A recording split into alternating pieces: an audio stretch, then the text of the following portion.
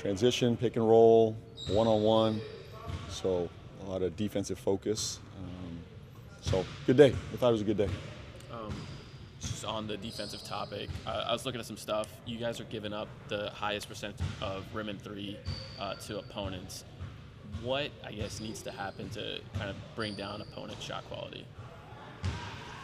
Well, you're not going to solve both, but the area of focus for us is to protect the paint more than anything. Let's start there and then build out. But as we said, it starts in transition. Some of this is happening in transition. It's in our half-court defense. It's in our one-on-one defense. So it's all phases. It starts at the point of attack, though, in transition.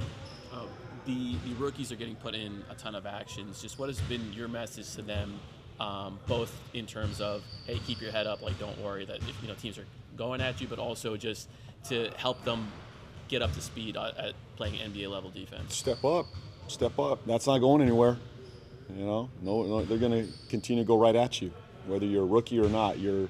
Those are the bookends of our defense, on the ball and the big, either at the rim or in pick and roll. And for the rest of their career, they're going to be put in action. So they got to figure it out and figure it out quickly, because we got to improve. And if they're going to be in the actions 50% of the times that they're in there, they got to execute and they got to get better. So we're spending a lot of time with both of them, Fears and Queen, on their pick and roll coverage. It's coming at them at extremely fast. These possessions, you watch an NBA game now, like you got to make split-second decisions in pick and roll and transition, and it's a processing thing. So it's a mental component to it. Like I got to recognize what I'm in, and then I got to go execute it. There's a couple layers to this. So, and it's just a habit work. It takes time. Nobody has solved this, the first year they were in the NBA, unless they probably played 2, 3, 4, 5 years, in college. So I'm seeing progress, though. I'm going to say that there's awareness, there's intention, there's evidence to me that they're moving in the right direction. Fears mentioned that coaches weren't allowed to talk during drills today. They was trying to put the emphasis on the players. It's like, you just talk about just where that kind of came from and trying to get those guys to Well, it's interesting. We talk about communication as coaches. Like we tell our players to go talk, and then we're the ones talking the whole time. That doesn't teach them anything. So you almost have to teach players how to talk, how to communicate. And I'm not going to give you the answer to the test. You got to go figure this out in the game. They got to talk. So you would see that a lot in our gym right now, where the only people that can talk are the 5 on the court, period. And you're exposed. If you're not talking, it stands out quickly, right? You know who's not talking. Right. And if I don't hear it, we'll do it again. So there's a habit of communication that has to be elevated right now. We're not where we need to be, but we're taking steps, and we'll continue to hold them accountable to that. With Jeremiah, how much of a plus has it been for him that over kind of a long period of time, since the beginning of the season when he moved in the starting lineup, he's been very consistent. It seems like his efficiency, too, for a point guard is really good in terms of his shooting percentages. It seems like, every rookie's going to have games where they have a 4 for 12 or whatever, but it seems like he has really reduced that and been somebody that's pretty reliable night in and night out. Yeah, he's been consistent for a rookie. You don't see a lot of dips with him, I think he has, to answer your question, I think he has been consistent. At least on the offensive end, the numbers, the efficiency, his shooting numbers are very efficient. When you look at that, it's high quality there for a rookie. I don't think anybody expected him to probably shoot this percentage from 3 as well this early. His rim decisions are the area of focus for us right now. Is he making the right read when he gets to the rim? Because, he can get to the paint at will. It's just now, what does he do with it? Does he take the right shot, or does he find a better shot for his teammate? And he's very aware of it. He's watching it. He's become more consistently making the right play in that area. So that's important. And then the defense is something that he's got to continue to work on, and he is. He's very focused on the defensive end. There's a lot of point guards in the NBA that if you look back at some of the best point guards, if you look back at their rookie season, they're shooting like low 40s from the field, and he's at like 44, 45. I mean, how much of that do you look at as like this is a plus as far as his future goes? It is. It's a very good sign. You're right. It's a very good sign. I mean, guys like Halliburton, Garland, Fox, guys like that are high-level All-NBA guys right now. He's kind of in that same range, if not a little bit higher.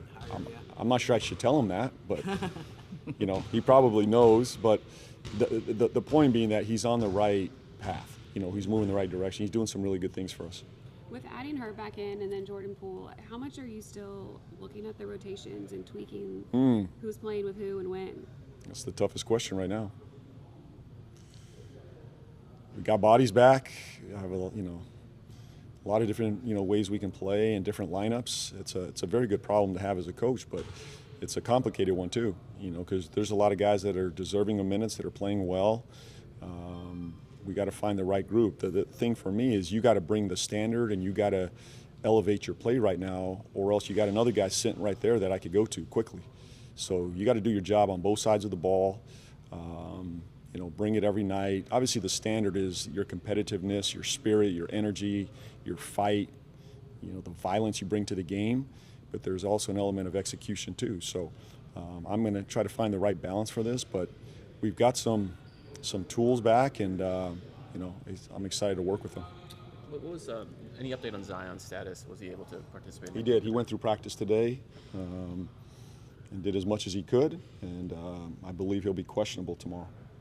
And just kind of going back to the defensive drills, it seems like you're applying certain constraints. I know this constraint-led approach is kind of the buzz in the NBA right now. Different teams are trying that out. Are you tapped into it? Are you trying to incorporate more and more? Is that something you've always done? Just where do you stand on that? What do you mean by that?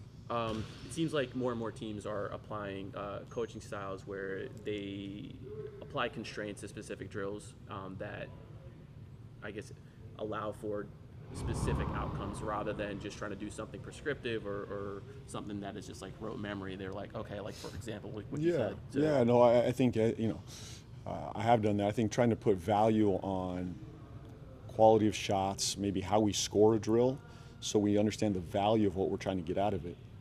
I think that's kind of what you're asking, but we do put constraints on it to encourage our guys or demand or show value to a certain possession. And offensively, the quality shot we want, the type of shots we want, putting constraints there. And then also if they're not executing defensively, we're going to stop it right away and correct them. And but I think more than anything, it shows the value of what you believe in as a group, and that's what the constraints do.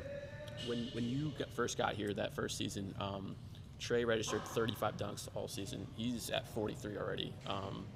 Just what have you guys been able to get going with him that allows him to get some of these quality looks at the rim and just more alley-oops and finishes there? Well, without having all the numbers in front of me, I'm assuming a lot of them are in transition.